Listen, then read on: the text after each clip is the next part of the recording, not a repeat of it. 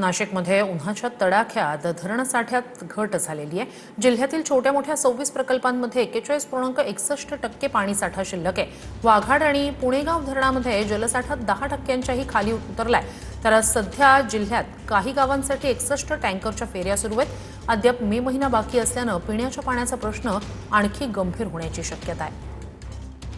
नाशिक जिल्ह्यामध्ये गेल्या काही दिवसांपासून वाढलेलं तापमान आणि वाढतं बाष्पीभवन यामुळे जिल्ह्यातल्या धरणांमध्ये सध्या झपाट्यानं पाणीसाठा कमी होत असल्याचं बघायला मिळत आहे। नाशिक जिल्ह्यातल्या छोट्या मोठ्या 26 प्रकल्पांमध्ये सध्या 41% पाणीसाठा शिल्लक आहे। या सगळ्या धरणांमध्ये 29,385 दशलक्ष घनफूट उपयुक्त जलसाठा उपलब्ध आहे। म्हणजे गेल्या वर्षीच्या तुलनेत पाणीसाठा जरी 10%नी जास्त असला तरी अवघ्या 10 दिवसांमध्ये 3.42%ची घट जी आहे ती या धरणांच्या पाणीसाठ्यांमध्ये नोंदवण्यात आलेली आहे। आणि त्यामुळे कमीत कमी पाण्याचा वापर करावा, पाण्याचा जो अपव्यय आहे तो या ठिकाणी टाळावा असं प्रशासनाच्या वतीनं आवाहन करण्यात आलंय।